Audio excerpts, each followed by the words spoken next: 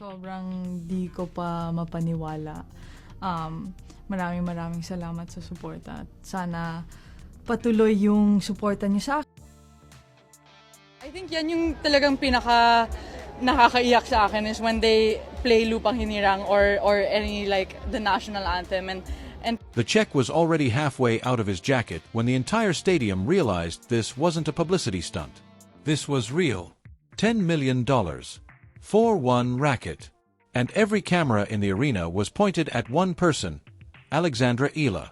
She was still breathing hard from the match of her life, chest rising and falling, sweat dripping off her chin, fingers wrapped around the same battered frame that had just delivered championship point. The paint was chipped. The grip was worn.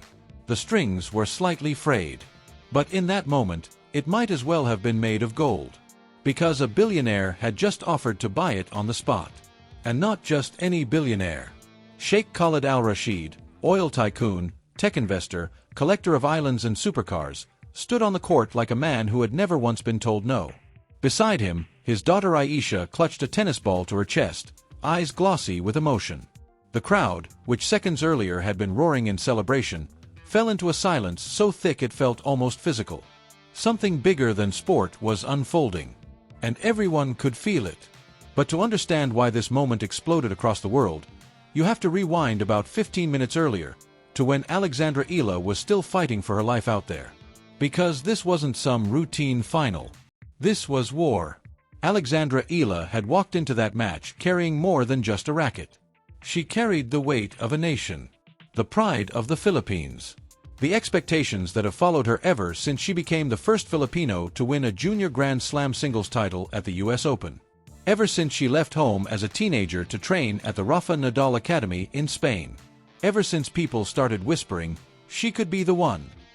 And matches like this, they test whether you really are. The rallies were brutal. 20 shots. 30 shots. Sliding on clay. Grinding from baseline to baseline. Her left-handed forehand, that signature weapon, carving impossible angles. Her opponent refusing to blink. Every point felt like a final in itself. Every error stung. Every winner ignited the stands. Filipino flags waved like wildfire in the crowd. Red, blue, white, yellow, a living, breathing heartbeat behind her. But here's the thing about pressure. It doesn't just sit on your shoulders. It creeps into your thoughts. There was a moment late in the second set, barely noticeable to anyone watching, where Alexandra Eala turned her back at the baseline and stared down at the clay a second longer than usual. Just one extra breath. Just one flicker of doubt. Because champions don't avoid fear. They manage it. And this is where things shifted. Championship point. The entire arena froze. She bounced the ball once. Twice. 3 times. You could hear someone cough in the upper deck. That's how quiet it was. The serve exploded off her racket. Deep return. Quick adjustment. A heavy cross-court forehand. Her opponent sprinted, somehow got it back. And then Alexandra Eala slid, that smooth, controlled Spanish train slide, planting her left foot and ripping a forehand down the line so clean, so violent, so precise. The ball kissed the sideline and never came back. Game. Set. Match. For half a second, there was silence. Then the stadium detonated. People were screaming, crying, hugging strangers. She dropped the racket and bent over, hands on knees, almost laughing in disbelief. Not because she didn't believe she could win, but because she knew what it had taken to get there. The 5 a.m. practices. The homesickness in Spain. The injuries nobody talks about. The losses that make you question everything. She looked up at her box. Her team was on their feet. Flags everywhere. Pure chaos. And normally, that's where the story ends. Trophy ceremony. Photos. Sponsors. Smile for the cameras. But this wasn't normal. Because from the VIP section, Sheikh Khalid al-Rashid started walking down. Security hesitated. Officials looked confused. But power has a presence. And he carried it effortlessly. The murmurs began spreading like ripples through water. That's him. That's the billionaire. What is he doing? Aisha, his daughter, was nearly trembling beside him. She wasn't looking at the crowd. She wasn't looking at the cameras.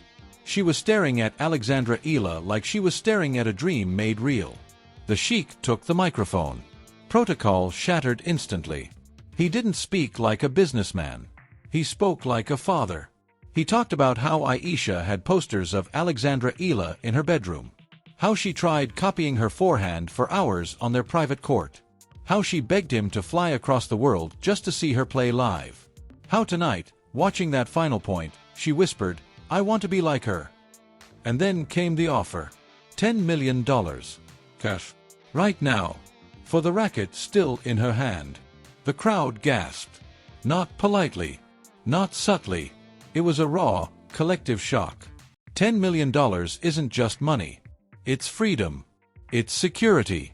It's generational change. It's the kind of number most professional players never touch in their entire careers. And he wasn't negotiating. He pulled out the checkbook. The cameras zoomed in on Alexandra Eala's face. 5 seconds. That's all it took. But in those 5 seconds, a lifetime passed behind her eyes. And what happened next? No one saw coming. 0.5 seconds. That's how long the world waited. But inside those 5 seconds, Alexandra Eala was somewhere else entirely. Not on a championship court. Not under blinding lights. Not in front of a billionaire waving a checkbook. She was back in Manila. A little girl with oversized dreams and a racket that felt too big for her hands. Back to the first time she lost a match and cried in the car. Back to Spain, at the Rafa Nadal Academy, waking up before sunrise, dragging tired legs onto cold clay courts while her friends back home were still asleep. Back to the days when funding wasn't guaranteed, when travel costs were real, when every tournament meant sacrifice. $10 million. It flashed across her mind like a scoreboard. Training secured forever. Family taken care of. Academies built back home. No more financial pressure. Ever. And for just a fraction of a second, the offer made sense. But then she looked at Aisha. And this is where everything changed. Because this wasn't about a transaction. It wasn't even about the racket. It was about what that racket represented.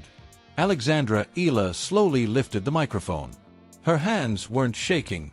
Her voice wasn't cracking. If anything, she looked calmer than she had on championship point. She glanced at the racket. Then at Aisha. Then at Sheikh Khalid. And she said something so simple, so unpolished, so honest, it didn't sound rehearsed. It sounded human. She said, "Sir, this racket helped me win tonight. But it didn't make me who I am." The stadium leaned in. She continued, "I can buy another racket. But I can't buy the journey that got me here. And I don't want to sell that." There was a pause. A heartbeat. A breath. And then she did something nobody expected. She walked toward Aisha. Kneeling slightly so she was eye level with her, Alexandra Eala held the racket out, not to the billionaire, but to the little girl. She said, softly enough that the microphones barely caught it, "If this inspires you, it's already priceless. No check. No negotiation. No conditions." She just gave it to her. The silence shattered into something different this time. It wasn't a roar of celebration. It was something deeper. Something heavier. People were crying openly. Commentators were speechless. Even Sheikh Khalid, a man who negotiates billion-dollar deals without blinking, had tears in his eyes. Because in that moment, money had lost. And humanity had won. But that wasn't even the real turning point. What happened next is what made this moment immortal. Sheikh Khalid didn't argue. He didn't insist. He didn't try to double the offer. Instead, he stepped forward, placed his hand over his heart, and thanked her. Not as a businessman. Not as a billionaire. As a father. He said, "You have given my daughter something no amount of money could ever buy." And that's when the crowd exploded, not in shock, but in pride. Because Alexandra Eala didn't just turn down $10 million. She rewrote the narrative. We live in a world where everything feels transactional. Where headlines are about contracts, sponsorships, endorsements, buyouts. Where athletes are measured by prize money and brand deals. But Alexandra Eala reminded everyone watching that there's another currency. Character. And this is why the video went nuclear. Within minutes, clips were flooding social media. Within hours, it was global news. Analysts debated it. Influencers reacted to it. Sports legends commented on it. The Philippines, they didn't just celebrate. They felt seen. Because Alexandra Eala wasn't just representing herself anymore. She was representing values, integrity, grace, perspective. And here's what most people didn't realize in the moment. She didn't reject the money because she's naive.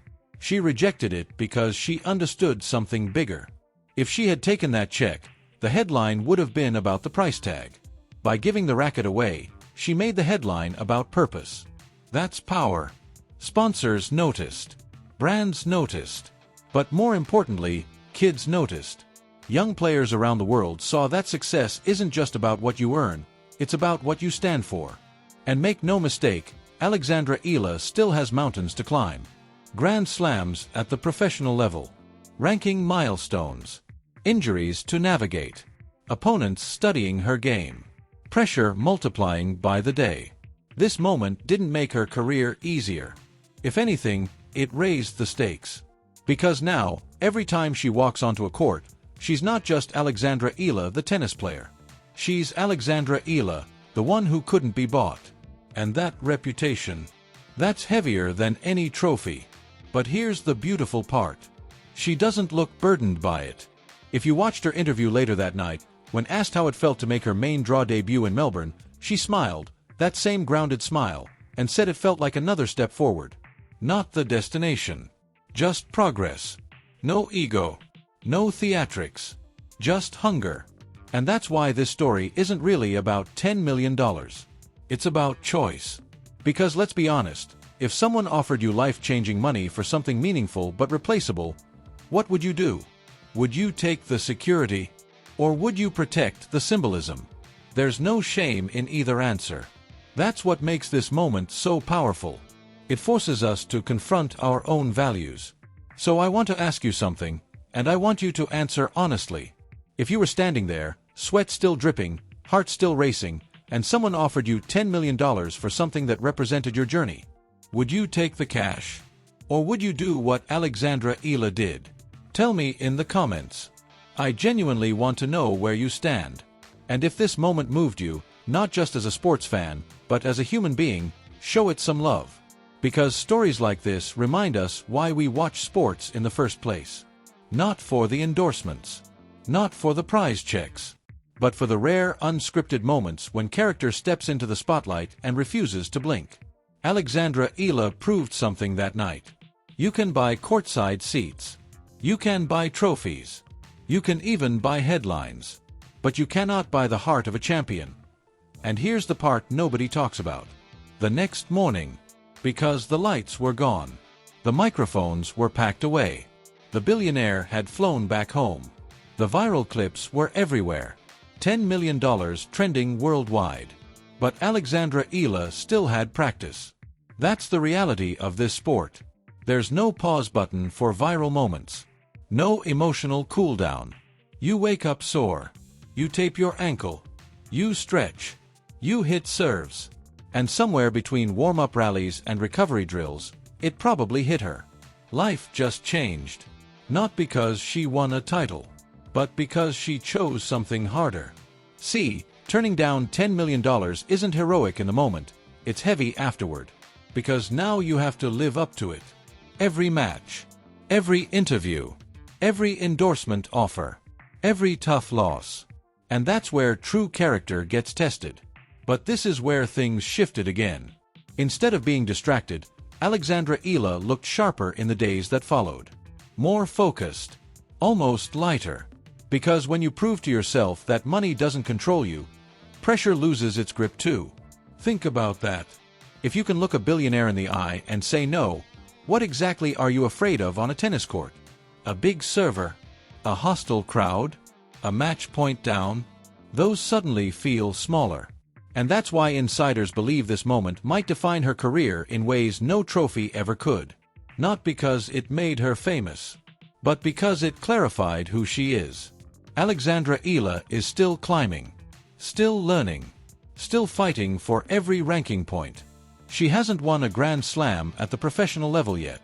She hasn't reached her peak. But she's building something deeper than a resume. She's building trust. Fans don't just cheer for her forehand now. They believe in her. And belief is powerful. It fills stadiums.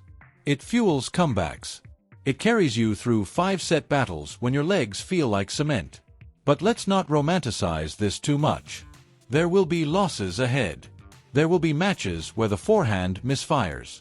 Where confidence wavers. Where critics get loud. That's inevitable.